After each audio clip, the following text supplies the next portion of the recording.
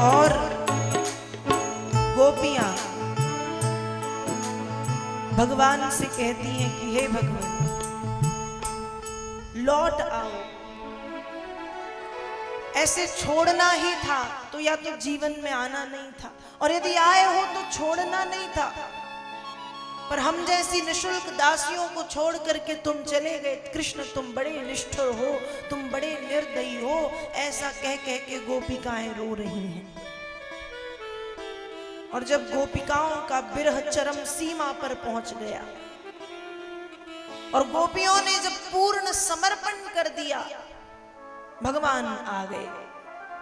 और थोड़ी देर के बाद गोपियां देखती हैं तद्दर्शनालाद विधूत हृद रजो मनोरथान्तं श्रुतयो यथाययु स्वैरुत्तरीयै कुच कुंकुमांकितै रचिकुलैपन्नासनमात्म बंधवे। गोपिकाओं ने पूर्ण समर्पण किया। और ध्यान रखिएगा, सच्चे समर्पण में, पूर्ण समर्पण में भगवान को आना ही पड़ता है। जब समर्पण सच्चा हो तो भगवान को भक्त के साथ नाचना, खेलना, कूदना, सब कुछ करना पड़ता है। और आज गोपियों का समर्पण जब पूर्ण समर्पण में बदल गया तो भगवान कृष्ण आ गए।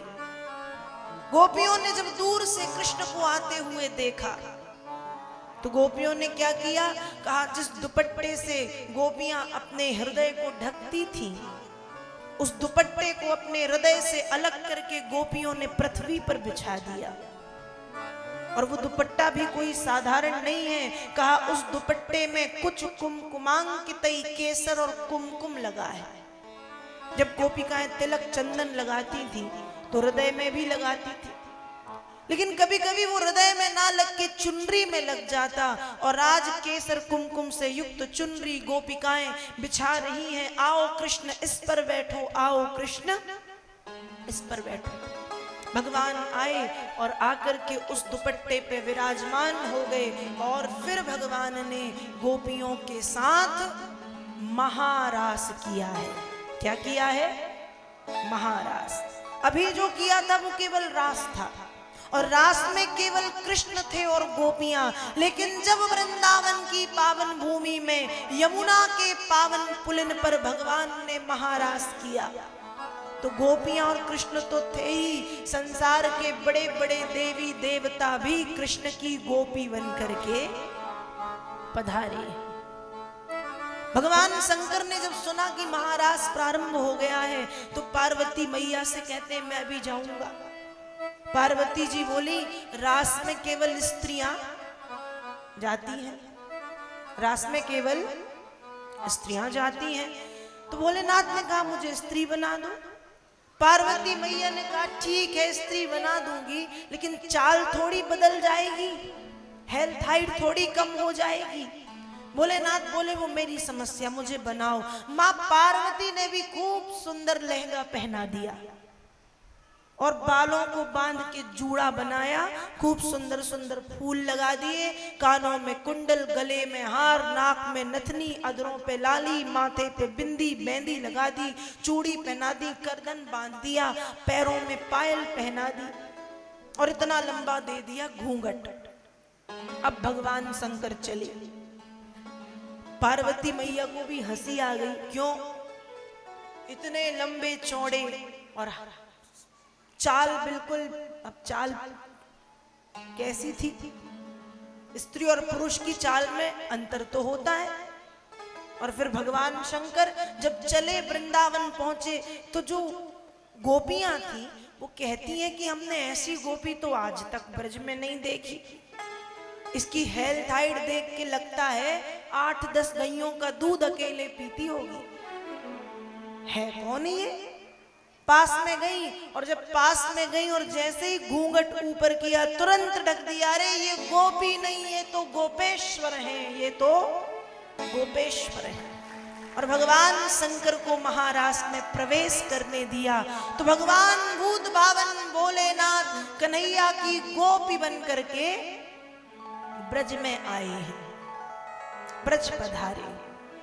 देखो कुछ लोग कहते हैं ना कि रास लीला में तो काम था, तो ये उनके लिए उत्तर है कि रास में काम कैसे हो सकता है जहां स्वयं कामदेव को भस्म करने वाले भूत भावन त्रिपुरारी ठाकुर की गोपी बनकर के पधारे हो। वहां काम दूर दूर तक नहीं, उसकी छाया नहीं आ सकती। काम का तो छोड़ो। लोग कहते हैं कृष्ण ने रास किया, तो भैया रास लीला में कोई 16-18 वर्ष की केवल कन्याएं नहीं थी, 5 वर्ष की बालिका से लेकर के 100 वर्ष की उम्र तक की वृद्धा भावात्मक श्रृंगार करके रास में सम्मिलित हुई थी। यहाँ तक कि बड़े बड़े ऋषि मुनि भी रास में शामिल हुए थे गोपी बनकर के। रास कोई साधारण लोगों की समझ का विषय नहीं है।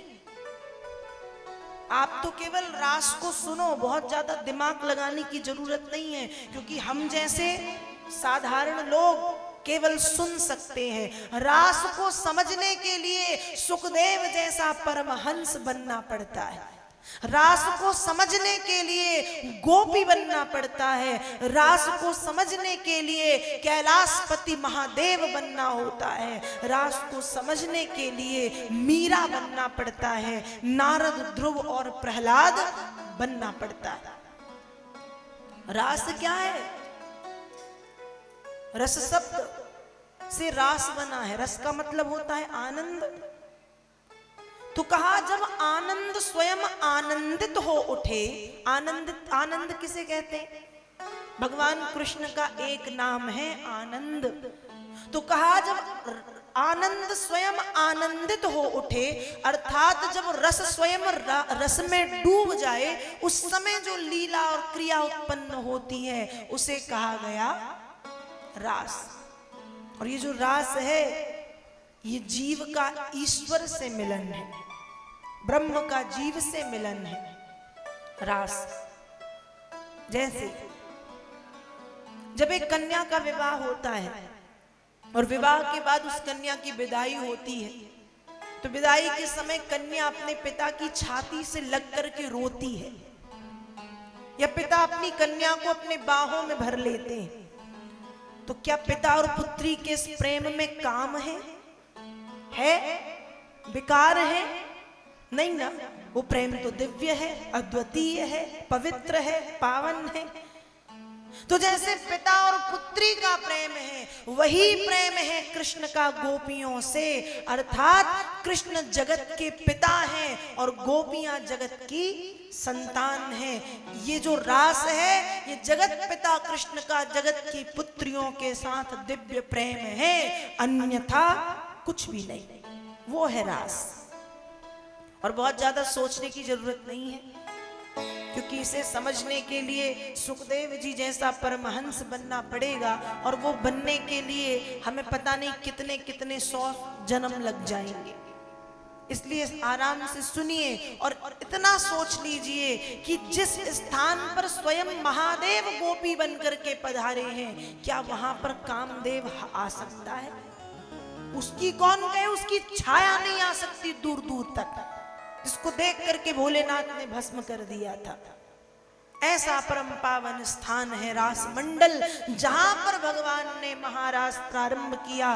तो आज आप सब कितने भाग्यवान हो। देखो शरद पूर्णिमा है आज की रात्रि में ही ठाकुर जी ने यमुना के पावन पुलिन पर गोपियों के साथ रास किया था, और आज हम उस रास के पावन प्रसंग को, मैं भाग्यवान हूं कि आपको सुना रही हूं, और आप भाग्यवान हो कि उस रास लीला की कथा को सुन रहे हो। और आज तो बहुत सारी माताओं का व्रत भी होगा शरद पूर्णिमा में। अब यहाँ माताएं रहती हैं नहीं, हमारे वहां तो रहती हैं शरद पूर्णिमा। तो आइए हम भी रास लीला के पावन सुंदर भाव में डूबे। भगवान ने गोपियों के साथ महारास किया है, आप भी गोपी बन जाएं। और आज केवल बैठे बैठे काम नहीं चलेगा, क्योंकि आज तो भगवान का विवाह है। अब घर में विवाह होता है तो नाचते हो कि नहीं? अभी मत नाचना, अभी तो रास हो रहा है, लेकिन जब भगवान का विवाह होगा, बारात आएगी, तब तो नाचोगे ना, नाचना पड़ेगा। तो आइए अभी हम रास में शामिल हों, ताली बजाते